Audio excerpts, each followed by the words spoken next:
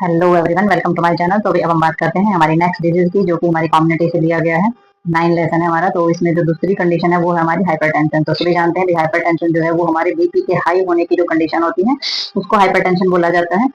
तो इसमें हमारी जो हाइपरटेंशन जो है वो एक कॉर्निक कंडीशन है, जो कि हमारा सभी जो कॉर्निक हार्ट डिजीज वगैरह जो होती है, स्ट्रोक होना या वेस्कुलर कॉम्प्लिकेशंस जैसी चीजें राइज होती हैं इसकी वजह से। और मेजर रिस्क फैक्टर होता है हमारे कार्डियोवास्कुलर मोर्टेलिटी के लिए भी। और इसमें जो अकाउंट यानी कि 20 से 50% जो है इससे डेथ भी होती है हाइपरटेंशन की वजह से। तो इतनी सारी प्रॉब्लम्स भी होती हैं और लास्ट में डेथ भी इससे होती है अगर किसी का ब्लड प्रेशर बहुत ज्यादा हाई रहता है तो। ठीक है, नेक्स्ट इसमें हमारा जो क्लासिफिकेशन दिया गया है, इसमें हमारा जो trial include adult of the 18 years. तो ये 18 साल के बाद जो ओल्डर होते हैं, मतलब कि 18 साल के बाद के जो बच्चे होते हैं उनके अंदर ये पाया जाता है। तो डेफिनेशन और क्लासिफिकेशन में हाइपरटेंशन के बारे में बताया जाए कि जो एडल्ट होते हैं not taking anti hypertensive drugs, और जो हाइपरटेंसिव ड्रग्स नहीं ले रहे हैं और एक्चुअली में जो बीमार भी नहीं है, तो उनका बेस्ड एवरेज जो होती है टू और मोर रीडिंग ऑन टू और मोर ओकेजन आफ्टर इनिशियल स्क्रीन। तो इसमें इन्होंने बताया है कि जो दो और मतलब कि जो इसमें जो बेस बताया गया है, एवरेज का जो बेस बताया गया है कि भाई एवरेज का जो बेस बताया गया है, इसमें बताया है कि भी दो और दो से जो ज्यादा, मतलब कि इसमें जो एवरेज बेस का मतलब हो जाता है कि जो हम किसी का बीपी लेते हैं कि दो सिचुएशन में दो दो बार बीपी लिया जाता है, अलग अलग ओकेजन होंगे और अलग अलग बार वो जो बीपी देखा जाता है, तो वो मान्य माना जाता है हमारा। ठीक है, दो बार बीपी लिया जाएगा और दोनों बार अलग अलग सिचुएशन के अंदर होगा। ठीक है, तो वो हमारा मान्य माना जाता है। जैसे कि टेबल के अनुसार इसमें जो क्लासिफिकेशन दिया गया हमारा हाइपरटेंशन का ब्लड प्रेशर लेवल का, तो वो देखते हैं हम इसे कैसे दिया है उन्होंने और क्या एवरेज इसमें बताई है। इसमें जो एवरेज वही बताई गई है, क्लासिफिकेशन ब्लड प्रेशर मेजरमेंट। तो इसमें ये हमारी कैटेगरी है, ये सिस्टोलिक ब्लड प्रेशर है हमारा, डायस्टोलिक ब्लड प्रेशर है हमारा। तो ऑप्टिमम जो है वो 120 और 180 होना चाहिए, आपको पता होना चाहिए। सिस्टोलिक 120 और डायस्टोलिक 80 होता है। और नॉर्मल हमारा 120 से 129 के बीच में हमारा होगा, 80 से 84 के बीच में डायस्टोलिक नॉर्मल माना जाता है।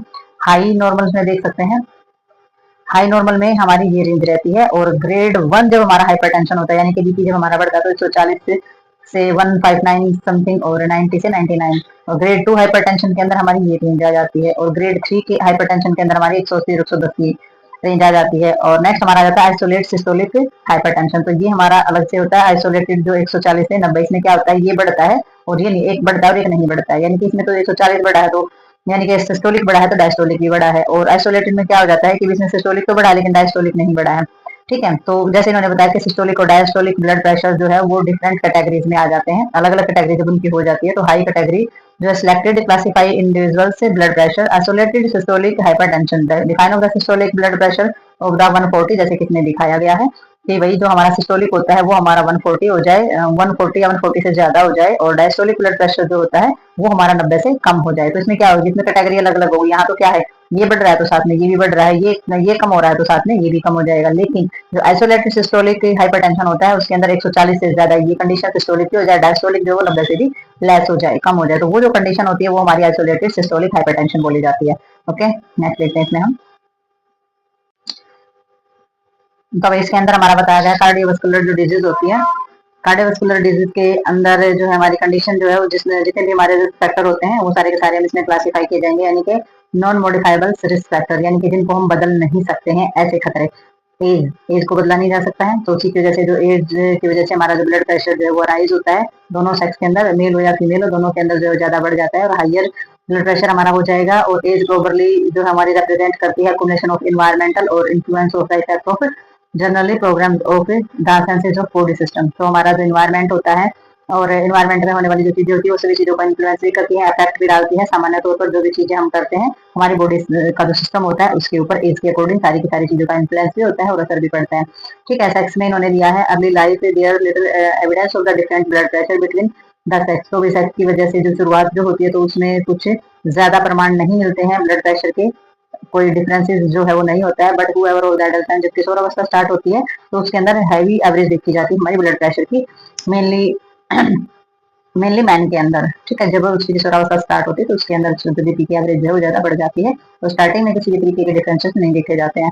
जेनेटिक फैक्टर के अंदर हम इसमें देखते हैं कि considerable evidence of the blood pressure level of determined of a part by the genetic factor that the inheritation of the polygenic. तो इन्होंने बताया है कि वही जो हमारे जो जेनेटिक जो चीजें होती है वो ब्लड प्रेशर लेवल पर बहुत ज्यादा असर है करती है। और ये जो है जेनेटिक पार्ट जो है वो बहुत ही अहम रोल अदा करता है इसके अंदर, जेनेटिक फैक्टर जो है वो बहुत ही ज्यादा रोल अदा करते हैं इसमें। जो जन्मजात जो हमारी चीजें होती हैं पॉलीजेनिक जो चीजें होती हैं वो हमारी अनुवांशिक जो चीजें होती हैं वो हमारे ब्लड प्रेशर की चीजों पर असर डेफिनेटली डालती हैं।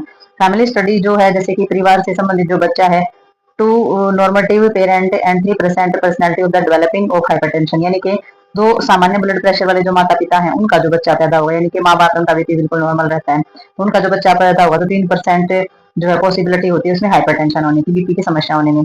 और जो ऐसी पॉसिबिलिटी होती है 45% of the children of hypertensive patient blood pressure level among first degree adult relative has also been noted of the strictly of the significant. और वही जो ऐसे हैं जिनमें हाइपरटेंशन रहता है, माता पिता का जो रक्तचाप है वो ज्यादा उच्च रहता है, तो 45% चांसेस होते हैं उस बच्चे के अंदर हाइपरटेंशन प्रॉब्लम होने की।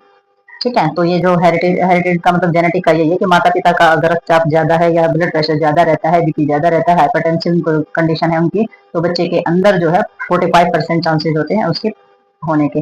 ठीक है, और एथनिसिटी के अंदर आ जाता है, जैसे कि इसमें आ जाता है पॉपुलेशन स्टडी। पॉपुलेशन स्टडी के अंदर हमारी जो कंसिस्टेंसी हमारी जो दी गई है, तो इन्होंने कंसिस्टेंटली बताया है कि भाई इसमें हाइयर ब्लड प्रेशर जो है level black communities than the other of the ethnic group, तो दूसरे ग्रुपों की बजाय जो ब्लैक कम्युनिटी होती है, यानी कि जो काले लोगों का जो समूह होता है उसके अंदर ज्यादा रक्तचाप जो है उनका ज्यादा पाया जाता है, ब्लड प्रेशर उनका ज्यादा पाया जाता है।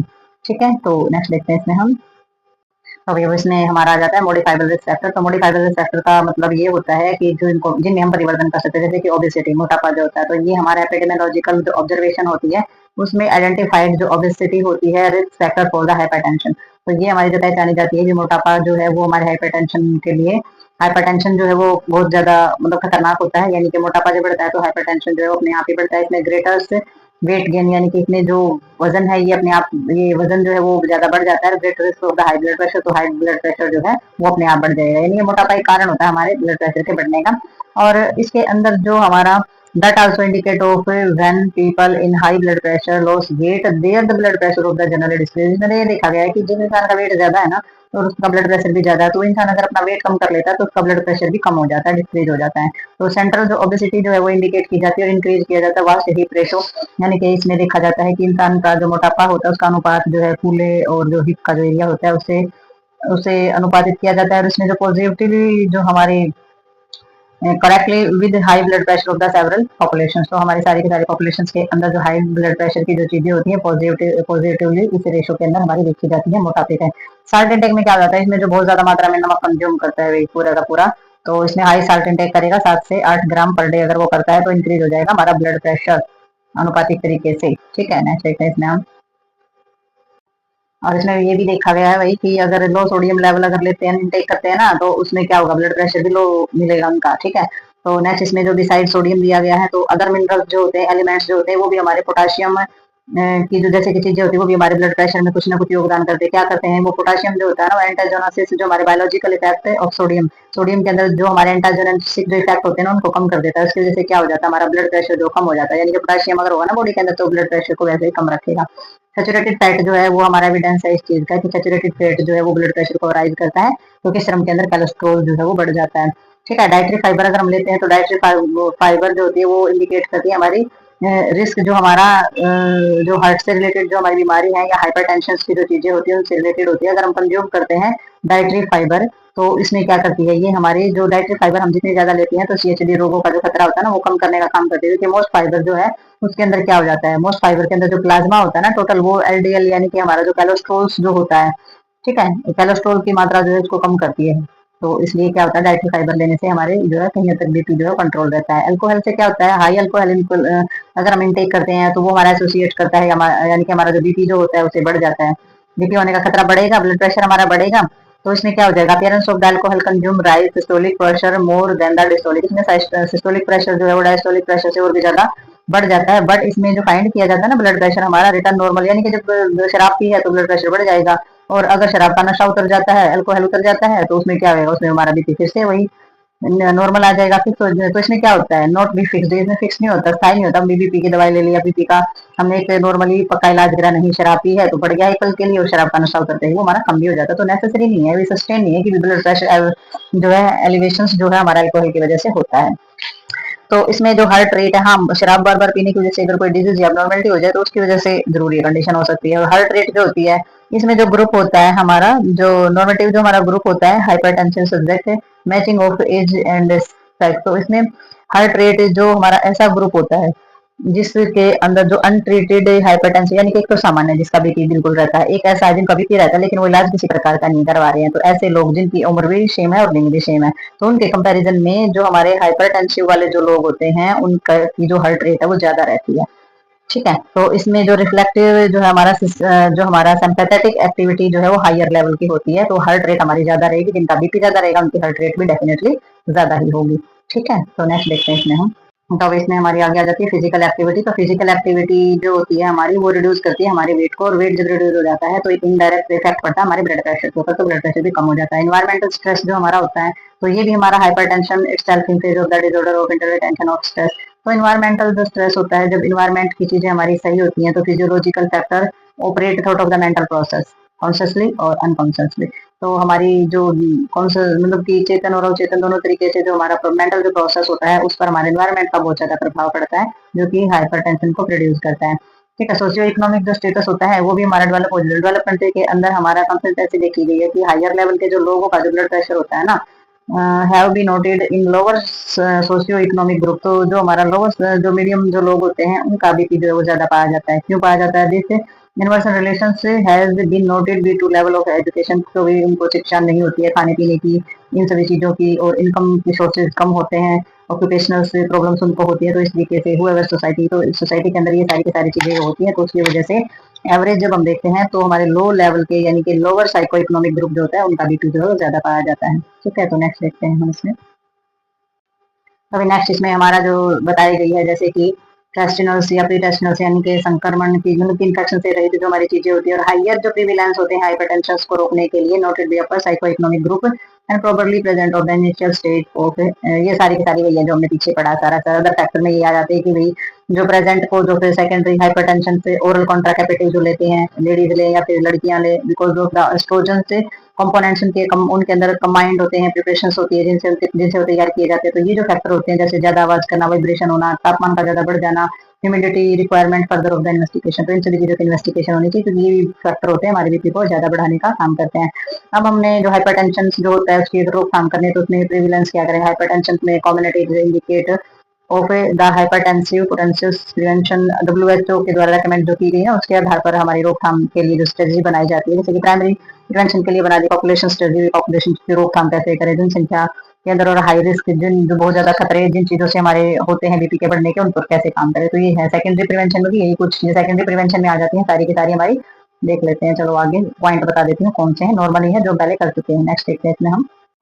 तो इसके अंदर हमारी सारी की सारी जैसे कि न्यूट्रिशनल है, डाइटरी चेंज जो करते हैं वो बहुत इंपॉर्टेंट होता है हमारा। तो comparison of reduction of the salt intake, तो हम नमक को कम करके एवरेज कम कर सकते हैं, जो कि हम 5 ग्राम पर डे हम लेते हैं, मॉडरेट कर सकते हैं, और मॉडरेट कर सकते हैं हम फैट इनटेक को, फैट जिस तरीके से ले रहे हैं उसमें बदलाव कर सकते हैं। एविडेंस हावी जो हम ज्यादा मात्रा में अल्कोहल जो है वो इनटेक कर रहे हैं, resistance of the energy intake of appropriate body need, तो बॉडी के हिसाब से आपने न्यूट्रिशन लेना है, अल्कोहल नहीं लेना, फैट भी देख के कंज्यूम करना, इन चीजों पे ध्यान रखेंगे आप। वेट रिड्यूकेशन कर सकते हैं, prevention of the correction of अपना बॉडी का वेट कम करो, मोटापा कम करेंगे तो उससे बीपी हमारा कुछ हद तक हमारा कम हो जाता है इससे। तो रिड्यूस करने high risk of the hypertension भी इससे नहीं रहेगी, directly CHD of the dietary change, diet change करेंगे तो ये सारी चीजें आपकी चेंज होंगी। और एक्सरसाइज को प्रमोट करना है आपने, सबसे पहले रेगुलर फिजिकल एक्टिविटी करनी है बॉडी वेट को कम करने के लिए, ब्लड लिपिड से और ब्लड प्रेशर को कम करने के लिए आप रेगुलर फिजिकल एक्टिविटी करेंगे और इंक्रीज करेंगे part of the strategy of risk factor control.